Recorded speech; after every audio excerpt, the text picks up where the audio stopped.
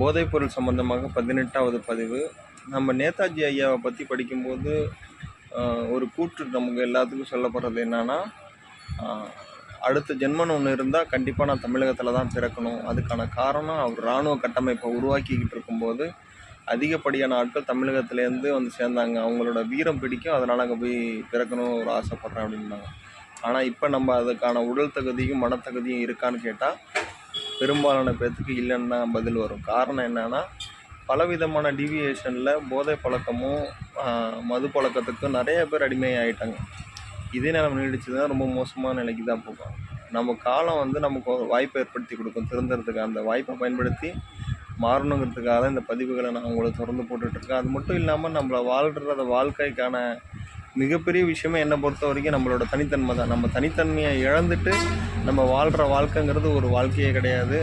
முயற்சி பண்ணி மாற ட்ரை பண்ணுங்கள்.